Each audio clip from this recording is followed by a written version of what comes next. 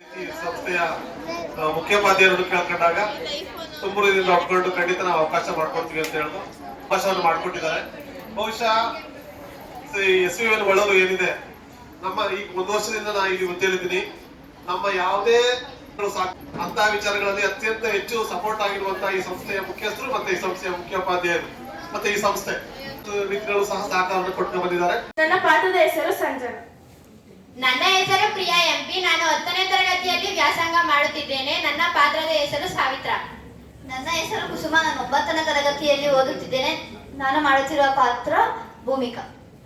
ನನ್ನ ಹೆಸರು ಚಿನ್ಮಯ್. ನಾನು 9ನೇ ತರಗತಿಯಲ್ಲಿ ವ್ಯಾಸಂಗ ಮಾಡುತ್ತಿದ್ದೇನೆ. ನನ್ನ ಪಾತ್ರದ ಹೆಸರು ಲಕ್ಷ್ಮಮ್ಮ. ನನ್ನ ಹೆಸರು ದೇವಿಕಾ. ನಾನು 9ನೇ ತರಗತಿಯಲ್ಲಿ ವ್ಯಾಸಂಗವನ್ನು ಮಾಡುತ್ತಿದ್ದೇನೆ. ನನ್ನ ಪಾತ್ರದ ಹೆಸರು ವನಜ. ನನ್ನ ಹೆಸರು ಪಾಂಡುರಂಗ ಎಂಪಿ. ನಾನು 9ನೇ ತರಗತಿಯಲ್ಲಿ ಓದುತ್ತಿದ್ದೇನೆ. ನಾನು ಮಾಡುತ್ತಿರುವ ಪಾತ್ರ ಲಜ್ಜಪ್ಪ. ನನ್ನ ಹೆಸರು ನಂದನ್ ಸಿಪಿ. ನಾನು 9ನೇ ತರಗತಿಯಲ್ಲಿ ವ್ಯಾಸಂಗ ಮಾಡುತ್ತಿದ್ದೇನೆ. ನನ್ನ ಪಾತ್ರದ ಹೆಸರು ಪಾಂಡು. ನನ್ನ ಹೆಸರು ಪವನ್ ಕೃಷ್ಣ. ನಾನು 9ನೇ ತರಗತಿಯಲ್ಲಿ ವ್ಯಾಸಂಗ ಮಾಡುತ್ತಿದ್ದೇನೆ. ಪಾತ್ರದ ಹೆಸರು ರುದ್ರಣ್ಣ.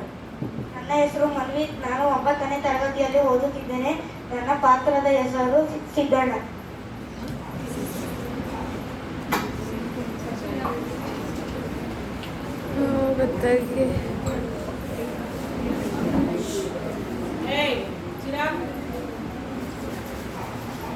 ಅಮ್ಮ ಅಮ್ಮ ಅಮ್ಮ ಕಿವಿ ನೋವು. ಅಯ್ಯೋ ಅಯ್ಯೋ ಅಯ್ಯೋ, ಕಿವಿಗೆ ಏನಂತ ನನ್ನ ಹೊಟ್ಟೆ ಬಿಟ್ಬಿಟ್ಟೆ. ಅಯ್ಯೋ ಅಯ್ಯೋ ಅಯ್ಯೋ, ಅದ್ಯಾಕ ವೈದ್ಯಂಗ್ ಹಂಗ್ ಹೊಡಿತಾ ಇದೀಯೇ? ಅಯ್ಯೋ ಏನೋ ಹಾಕಂದವನೆ ಕಿವಿಗೆ. ಅಯ್ಯೋ ಎಳೆ ಬಗೆಗೆ ಏನ್ ಗೊತ್ತಾಗೋದು? ಹೊಸಿಯ ಕೈ ಎಣ್ಣೆಯ ತಾವು ಬೆಚ್ಚು ಮಾಡಿ ಹೊಸಿ ಬಿಡು.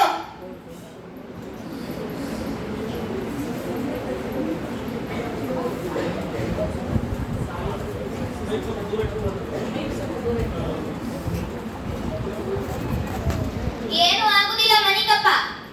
ಸರಿ ಕನಕ.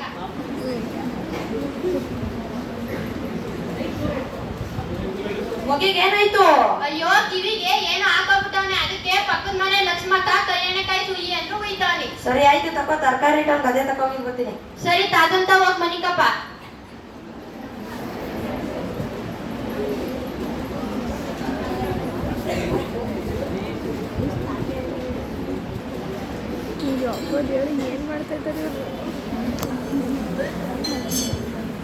ಸಾವಿತ್ರಕ್ಕ ಸಾವಿತ್ರಕ್ಕ. ಓ ಆಸ್ಪತ್ರೆಯವರು ಬನ್ನಿ ಬನ್ನಿ. ಸಾವಿತ್ರಕ್ಕ, ನಿಮ್ಮ ಮನೆ ನೀರಿನ ತೊಟ್ಟಿ ನೋಡ್ಬೇಕಿತ್ತಲ್ಲ, ಬನ್ನಿ ತೋರಿಸ್ತೀನಿ.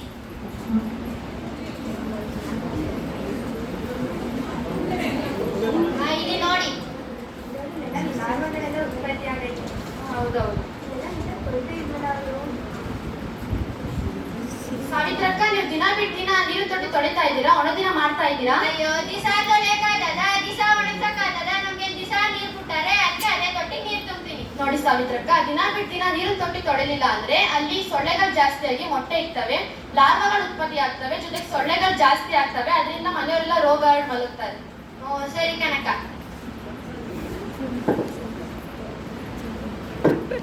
ಸಾವಿತ್ರಿ ಸಾವಿತ್ರಿ. ಓ ಲಕ್ಷ್ಮಕ್ಕ ಬಾ ಬಾ. ಏನಿಲ್ಲ ಕಣೆ, ಒಂದ್ ಲೋಟ ಸಕ್ಕರೆ ಇದ್ರೆ ಕೊಡು. ಬಾ ಕೊಟ್ಟನು. ಸಾವಿತ್ರಿ, ಆ ಸಂಧಿಗಳೆಲ್ಲ ಯಾಕೆ ಟೈರ್ಗಳು ಮತ್ತೆ ಕ್ಯಾಪ್ಗಳನ್ನೆಲ್ಲ ಇಟ್ಟಿದ್ಯಲ್ಲ? ಈ ಮಳೆಗಾಲದಲ್ಲಿ ಅದ್ರ ಮೇಲೆಲ್ಲ ನೀರ್ ನಿಂತ್ಕೊಂಡು ಸೊಳ್ಳೆಗಳೆಲ್ಲ ಉತ್ಪತ್ತಿ ಆಗುತ್ತಲ್ವಾ? ಮೊದ್ಲು ಅದನ್ನ ಕ್ಲೀನ್ ಮಾಡಿಸು. ಓ ಸರಿ ಕನಕ, ನಮ್ಮ ಮನೆಯವ್ರು ಬಂದ್ರೆ ಕ್ಲೀನ್ ಮಾಡಿಸ್ತೀನಿ. ಓ ಆಸ್ಪತ್ರೆಯವ್ರು ಬಂದವ್ರೆ? ಹ್ಞೂ ಬಂದವ್ರೆ. ಅದೇನೋ ತೊಟ್ಟಿ ಗಿಟ್ಟಿ ತೊಳಿ ಅಂತವ್ರೆ. ಅಯ್ಯೋ ನಮ್ಮ ಮನೇಲಿ ದಿನ ತೊಳಿತೀನಿ. ನಮ್ಮ ಮನೇಲಿ ಆದ್ರೂ ಎಲ್ಲ ಜಲ್ಬಲ್ ಮಲ್ಗವ್ರೆ. ನೋಡಿ, ಅದು ಮಲೇರಿಯಾ ಸೊಳ್ಳೆ. ಅದನ್ನ ಫೀಮೇಲ್ ಅನಾಫಿಲಸ್ ಮಸ್ಕಿಟೋ ಅಂತ ಕರಿತೀವಿ. ಅದು ಕೊಳಚೆ ನೀರಲ್ಲಿ ಅಥವಾ ಗಲೀಜ್ ನೀರಲ್ಲಿ ಉತ್ಪತ್ತಿ ಆಗುತ್ತೆ. ಮತ್ತೆ ಇದು ಡೆಂಗು ಸೊಳ್ಳೆ. ಅದನ್ನ ಈಜಿಸ್ ಈಜಿಪ್ಟಿ ಮಸ್ಕಿಟೋ ಅಂತ ಕರಿತೀವಿ. ಅದು ಶುದ್ಧ ನೀರಲ್ಲಿ ಬರುತ್ತೆ. ಸರಿ ಕಣವ.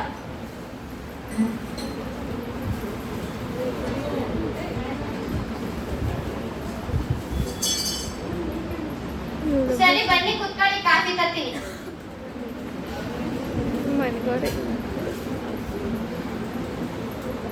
ತಗೊಳ್ಳಿ, ಅಪ್ರೂಪಕ್ಕೆ ಬಂದಿದ್ದೀರಿ, ಕಾಫಿ ಕುಡೀರಿ. ಓ ನಮ್ಮೂರ್ಗ್ ಹೊಸ ಡಾಕ್ಟರ್ ಬಂದಿದ್ದಾರಂತೆ. ಹೌದು, ಅವ್ರ ಹೆಸರು ಡಾಕ್ಟರ್ ಸಂಜನಾ ಅಂತ. ಹೌದಾ?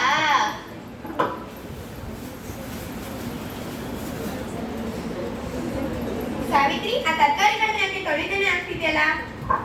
ಅಯ್ಯೋ ದಿಸ ತೊಳಿತಿದೆ, ಇವತ್ತೇ ತೊಳಿಲಿಲ್ಲ. ನಾವು ತಿನ್ನೋ ಪದಾರ್ಥಗಳನ್ನ ಸೊಪ್ಪುಗಳಾಗಿರ್ಬೋದು, ಹಣ್ಣುಗಳಾಗಿರ್ಬೋದು, ಅದಾದ್ಮೇಲೆ ಕಾಳುಗಳಾಗಿರ್ಬೋದು, ಪ್ರತಿಯೊಂದನ್ನು ನಾವು ನೀಟಾಗಿ ತೊಳೆದೇ ಹಾಕ್ಬೇಕು. ಅದಕ್ಕೆಲ್ಲ ಔಷಧಿಗಳನ್ನ ಸಿಂಪಡಿಸಿರ್ತಾರಲ್ವಾ, ಅದಕ್ಕೆ. ಓ ಸರಿ ಕನಕ, ಇನ್ಮೇಲೆ ತೊಳ್ದಾಕ್ತೀನಿ. ಅಮ್ಮ ಅಮ್ಮ ಅಮ್ಮ ಹೊಟ್ಟೆ ನೋವು. ಅಯ್ಯೋ ಇವಳೊಬ್ಳು ತಿಂಗ್ಳಾಯ್ತು ಅಂದ್ರೆ ಹೊಟ್ಟೆ ನೋವು ಅಂತಾಳೆ. ಏನಾರ ಇದ್ರೆ ಹೇಳ್ರಕ್ಕ. ಅಯ್ಯೋ ನಮ್ಮನೆಯಳು ಹಂಗೆ ತಿಂಗ್ಳಾಗೋಕಿಲ್ಲ, ಅಲೆ ಹೊಟ್ಟೆ ನೋವು ಅಂತಾಳೆ. ನೋಡಿ, ಹೆಣ್ಮಕ್ಳಿಗೆ ಮುಟ್ಟಾದಾಗ ಅವ್ರಿಗೆ ಹೊಟ್ಟೆ ನೋವು ಬರೋದು ಸಹಜ, ಸುಸ್ತಾಗುತ್ತೆ. ಅವ್ರಿಗೆ ಪೌಷ್ಟಿಕ ಆಹಾರನ ಕೊಡಬೇಕು. ಹಣ್ಣು, ತರಕಾರಿ, ಸೊಪ್ಪು, ಹಾಲು ಇಂಥದ್ನ ವಿಟಮಿನ್ ಪದಾರ್ಥಗಳನ್ನ ಕೊಡಬೇಕು. ಇಲ್ಲ ಅಂದ್ರೆ ಅವ್ರಿಗೆ ಸುಸ್ತಾಗುತ್ತೆ, ಇಮ್ಯುನಿಟಿ ಪವರ್ ಕಡಿಮೆ ಆಗುತ್ತೆ.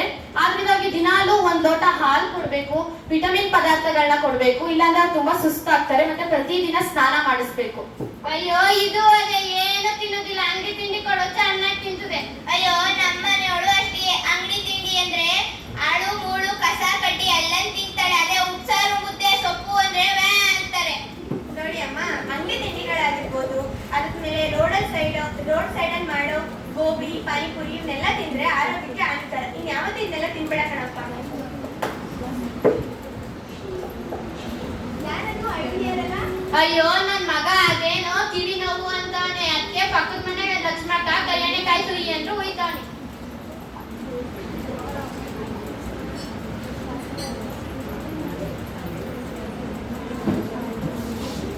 ಓ ಸುಮಿತ್ರಾ ಕೊಡ್ ಬಂದವ್ರೆ, ನರ್ಸು ಬಂದವ್ರೆ. ಈಗ ಬಂತು. ಓ ಸರಿ ಆಯ್ತು. ಊಟ ಹಾಕೊಡು ಸಾವಿತ್ರಿ. ಓ ತಂದೆ ನೀರ್ ಕೊಡು ಫಸ್ಟ್. ತಗೊಳ್ಳಿ ಕುಡೀರಿ. ನೋಡಿ ಅಣ್ಣ, ನೀವ್ ಈಗ ತಾನೇ ಗದ್ದೆಯಿಂದ ಬಂದಿದ್ದೀರಾ, ಅಲ್ಲೆಲ್ಲ ಔಷಧಿ ಎಲ್ಲ ಹೊಟ್ಟು ಬಂದಿದ್ದೀರಾ, ಅದೆಲ್ಲ ಪಾಯ್ಸನಸ್ ಅಲ್ವಾ? ನೀವು ಅದೇ ಕೈಯಲ್ಲಿ ತಿನ್ನೋ ಪದಾರ್ಥನ ಅಥವಾ ಕುಡಿಯೋ ಪದಾರ್ಥಗಳನ್ನ ಕುಡಿದ್ರೆ ನಿಮ್ಗೆ ಬಾಡಿ ಒಳಗಡೆ ಪಾಯ್ಸನಸ್ ಹೋಗಲ್ವಾ? ಸೊ ನೀವು ಯಾವ ಹೊರಗಡೆಯಿಂದ ಬಂದಾಗ ಫಸ್ಟ್ ಸ್ಯಾನಿಟೈಸ್ ಮಾಡ್ಕೋಬೇಕು ಅಥವಾ ಕೈ ತೊಳಿಬೇಕು. ನಿಮಗೆ ಗೊತ್ತಿರೋ ಹಾಗೆ ನಾವು ಈಗ ತಾನೇ ಕೊರೋನಾ ಪರಿಣಾಮದಿಂದ ಹೊರಗಡೆ ಬಂದಿದೀವಿ, ಎಷ್ಟೋ ಜನರ ಸಾವಾಯ್ತು, ಅದು ನಿಮಗೆ ಗೊತ್ತು. ಸೊ ಫಸ್ಟ್ ನೀವು ಹೊರಗಡೆ ಬಂದಾಗ ಸ್ಯಾನಿಟೈಸ್ ಮಾಡ್ಬೇಕು ಅಥವಾ ಕೈ ತೊಳಿಬೇಕು. ಮತ್ತೆ ಕುಡಿಯೋ ನೀರ್ನ ಕುದಿಸಿ ಆರಿಸಿ ಆ ನಂತರ ಕುಡಿಬೇಕು. ಸರಿ ಅಕ್ಕ, ಇವಳು ಬಸ್ ಹೇಳ್ಬಿಟ್ಟು ಹೋಗಕ್ಕ. ಸಾವಿತ್ರಿ ಯಾರೋ ಬಂದವ್ರೆ. ಹ್ಞೂ ಮಾವ, ಆಸ್ಪತ್ರೆಯವ್ರು ಬಂದವ್ರೆ. ಸರಿ ಹೋಗದೇನು ವಿಚಾರಿಸ್ಕೊ. ನೋಡಕ್ಕ ನಮ್ಮ ಮಾವ ಹೆಂಗ್ ಕೆಲ್ಸವ್ರೆ. ನಾವು ಮೊದ್ಲೇ ಹೇಳ್ದಂಗೆ ದಿನಾಲೂ ನೀರ್ನ ಕುದಿಸಿ ಆರಿಸಿ ನಂತರನೇ ಕುಡಿಬೇಕು. ನೀವೇ ಆಗ್ಲಿ, ಚಿಕ್ಕ ಮಕ್ಳೇ ಆಗ್ಲಿ, ವಯಸ್ಸಾಗಿರೋರೇ ಆಗ್ಲಿ, ಪ್ರತಿನಿತ್ಯ ಕುದಿಸಿ ಆರಿಸಿರೋ ನೀರ್ನ ಕುಡಿದ್ರೆ ಈ ರೋಗಗಳೆಲ್ಲ ಹರಡಲ್ಲ. ಸರಿ ಕನಕ.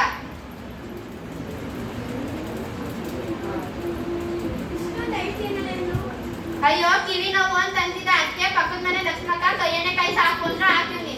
ಅಲ್ಲ, ನಿಮ್ಮಿಬ್ರಿಗೆ ಏನ್ ಬುದ್ಧಿ ಇಲ್ವಾ? ಅವ್ರು ಕಿವಿ ನೋವು ಅಂದ ತಕ್ಷಣ ಅದೆಲ್ಲ ಕೈಯನ್ನೇ ಬಿಡೋದಾ? ಅದೆಲ್ಲ ತಪ್ಪಲ್ವಾ? ಕಿವಿ ಒಳಗಡೆ ಹೋಗಿರೋದು ಎಣ್ಣೆಯಿಂದ ಜಾರ್ಕೊಂಡು ಒಳಗಡೆ ಆದ್ರೆ ಏನ್ ಮಾಡ್ತೀರಾ? ಫಸ್ಟ್ ನಮ್ಮ ಊರಲ್ಲಿ ಹಾಸ್ಪಿಟ್ಲ್ ಇಲ್ವಾ? ಫಸ್ಟ್ ಅವ್ರನ್ನ ಹಾಸ್ಪಿಟ್ಲ್ ಕರ್ಕೊಂಡು ಹೋಗ್ಬೇಕಲ್ವಾ? ಅಯ್ಯೋ ನಮ್ಮ ಮನೆಯವ್ರು ಇರ್ಲಿಲ್ಲ, ಬಂದ್ಮೇಲೆ ಕರ್ಕೊ ಹೋಗದ ಅಂತ ಸುಮ್ನೆ ಅದೇ. ಫಸ್ಟ್ ಹಾಸ್ಪಿಟ್ಲ್ ಕರ್ಕೊಂಡು ಹೋಗೋಣ, ಡಾಕ್ಟರ್ ಇದ್ದಾರೆ, ಬನ್ನಿ.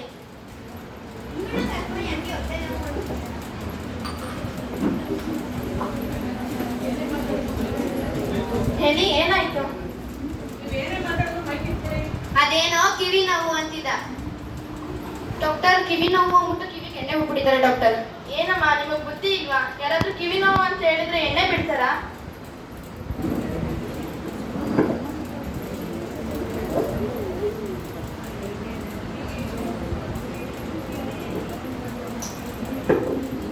ಇಲ್ಲಿ ನೋಡ್ತಾ ಇದ್ಯಾ? ಇಲ್ಲಿ ನೋಡ್ತಿದ್ಯಾ?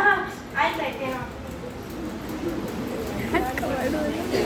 ನೀನ್ ಏನ್ ಆಟ ಆಡ್ತಿದ್ದೆ? ಮಣ್ಣಲ್ಲಿ. ನೀನ್ ಆಟ ಆಡುವಾಗ ಏನಾದ್ರೂ ಹಾಕೊಂಡ ಕಿವಿ ಒಳಗೆ? ಏನ್ ಹಾಕೊಂಡೆ? ಕಲ್ಲು. ಅಯ್ಯೋ ಕಲ್ಲ ಕಂದ ಹೇಳ್ದ ನೀವು ನಂಗೆ. ಹಂಗೆಲ್ಲ ಹೊಡಿಬಾರ್ದು, ಪಾಪ ಮಗು ಮೊದ್ಲೇ ಎದ್ದಿದೆ. ನೀವೇನಾದ್ರೂ ವಿಚಾರಿಸಿದ್ರ ಮಗು ಕಿವಿ ಒಳಗೆ ಏನ್ ಹಾಕೊಂಡಿದೆ ಅಂತ? ಹಾಗೆಲ್ಲ ವಿಚಾರಿಸ್ತೇನೆ ನೀವು ಎಣ್ಣೆ ಬಿಡೋದು ದೊಡ್ಡ ತಪ್ಪು. ನೀವ್ ಹಾಕಿರೋ ಎಣ್ಣೆಯಿಂದ ಕಲ್ಲು ಇನ್ನರ್ ಇಯರ್ಗೆ ಹೋಗಿ ಇಯರ್ ಡ್ಯಾಮೇಜ್ ಆಗಿ ಮಗು ಕಿವಿನೇ ಹೊಂಟೋದ್ರೆ ಏನ್ ಮಾಡ್ತೀರಾ? ಅದಕ್ಕಾಗಿ ನೀವು ಮುಂಚಿತವಾಗ್ಲೂ ಹೇಳ್ಕೊಡ್ಬೇಕು, ಈ ಚೂಪಾದ ವಸ್ತು, ಪಿನ್ನ, ಕಲ್ಲು, ಈ ಕಾಯಿನ್ಸ್ನೆಲ್ಲ ಕಿವಿಗೆ ಮತ್ತೆ ಬಾಯಿಗೆ ಹಾಕೋಬಾರ್ದು ಅಂತ. ಸರಿನಾ? ಸರಿ, ಎಲ್ಲರೂ ಸ್ವಲ್ಪ ಹೊರಗಡೆ ಹೋಗಿ ನಾನು ಆ ಕಲ್ಲನ್ನ ಹೊರಗೆ ತೆಗಿಬೇಕು.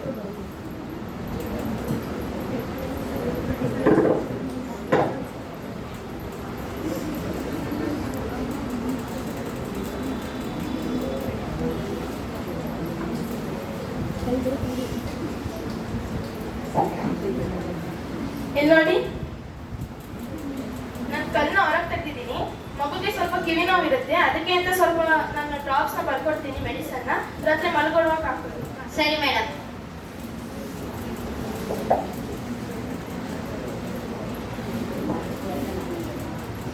ಮೇಡಮ್ ಹಂಗೆ ಇವಳು ಹಸಿ ನೋಡಿ ತಿಂಗಳಾಯ್ತು ಅಂದ್ರೆ ಹೊಟ್ಟೆ ನೋವು ಅಂತಾಳೆ ಯಾವಾಗ್ಲೂ. ಹೊಟ್ಟೆ ನೋವಿದೆಯಾ? ಜಾಸ್ತಿ ನೋವ್ತಾ ಇದೆಯಾ? ನೋಡಮ್ಮ, ಮಹಿಳೆಯರು ಹೆಣ್ಮಕ್ಳ ಸ್ವಚ್ಛತೆ ಬಗ್ಗೆ ಗಮನ ಹರಿಸೋದು ಬಹಳ ಮುಖ್ಯ. ಅದರಲ್ಲೂ ಹೆಣ್ಮಕ್ಳು ಮುಟ್ಟಾದ ಸಂದರ್ಭದಲ್ಲಿ ಪ್ರತಿದಿನ ಸ್ನಾನ ಮಾಡಬೇಕು. ಜೊತೆಗೆ ಬಿಸಿಲಲ್ಲಿ ಒಣಗಿಸಿದ ಉಡುಪನ್ನೇ ಬಳಸಬೇಕು. ಅತಿಯಾದ ಪ್ಲಾಸ್ಟಿಕ್ ಬಳಕೆ ಮಾಡೋದು ತಪ್ಪು. ನಾವು ಕುಡಿಯೋ ನೀರನ್ನ ಕುದಿಸಿ ಆರಿಸಿ ಅನಂತರ ಅದನ್ನ ಕುಡಿಬೇಕು. ಎಲ್ಲರೂ ಸಹ ಪೌಷ್ಟಿಕವಾದ ಆಹಾರವನ್ನೇ ತಿನ್ಬೇಕು. ನಾವು ಶುಚಿಯಾಗಿರ್ಬೇಕು, ನಮ್ಮವರನ್ನು ನಾವು ಶುಚಿಯಾಗಿರುವಂತೆ ನೋಡ್ಕೋಬೇಕು. ಅರ್ಥವಾಯ್ತಲ್ಲ ಎಲ್ರಿಗೂ? ಸರಿ ಮೇಡಮ್.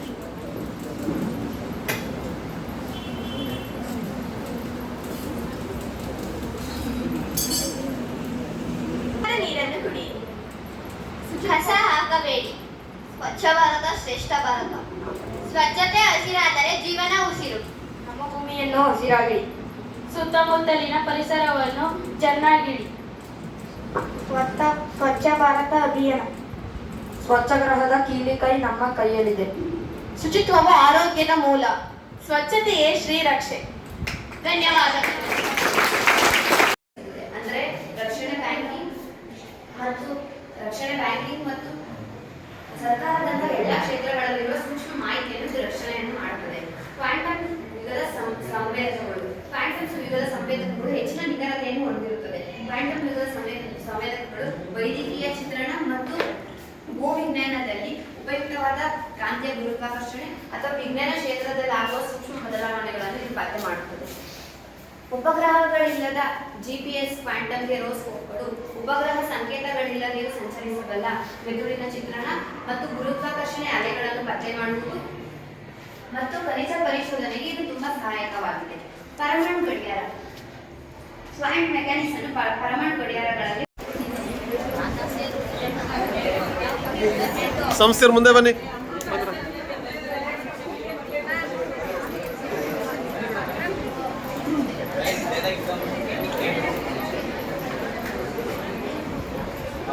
ಡಯಟ್ನಿಂದ ಅತಿ ಶೀಘ್ರದಲ್ಲಿ ದಿನಾಂಕವನ್ನ ಪ್ರಕಟಿಸ್ತಾರೆ. ಹಾಗಾಗಿ ಕಾಲಾವಕಾಶ ಇಲ್ಲ. ನಿಮ್ಮ ಅಭ್ಯಾಸ ತೋರಿಸುವಂತ ವಿಚಾರವನ್ನ ಇನ್ನೊಬ್ರು ಕಲಿಬೇಕು ಅನ್ನೋದು ಅರಿವೇ ಗುರು ಅಂತ. ನೀವು ಹತ್ಕೊಳ್ಬೇಕು ಇಲ್ಲೇನೇ ನಡೀತಾರೆ ಅಂತ, ಆಗ ನೀವು ಗುರುಗಳಾಗ್ತೀರಿ. ಅದಕ್ಕೋಸ್ಕರ ಮೇಡಮ್ ಅವ್ರಿಗೆ ಹೇಳಿದ ತಕ್ಷಣ ಖಂಡಿತ ಅಂದ್ಬಿಡುತ್ತೆ ಎಲ್ಲ ಮಕ್ಕಳು 9ನೇ ಕ್ಲಾಸ್ ವಿದ್ಯಾರ್ಥಿಗಳು ಬರೆಯೋದು. ಬಹುಶಃ ಇನ್ನೂ ಇನೋವೇಟಿವ್ ಕಾರ್ಯಕ್ರಮ 1 ವರ್ಷಗಳು ಬರುತ್ತೆ ಅಂತ ನಾನು ಭಾವಿಸ್ಕೊಳ್ತೀನಿ. ಈ ಒಂದು ಸುಂದರ ಕಾರ್ಯಕ್ರಮದಲ್ಲಿ ವೇದಿಕೆ ಮೇಲೆ ಆಸೀನರಾಗಿರುವಂತಹ ಈ ಕಾರ್ಯಕ್ರಮ ಸಂಸ್ಥೆಯ ಮುಖ್ಯಸ್ಥರು ಆಗಿರುವಂತಹ ಶ್ರೀಮತಿ ಸುಮಾ ಮೇಡಮ್ ಅವರು ವೇದಿಕೆ ಮೇಲೆ ಆಸೀನರಾಗಿದ್ದಾರೆ. ಅವರಿಗೆ ನಮ್ಮ ನಿಮ್ಮನ್ನು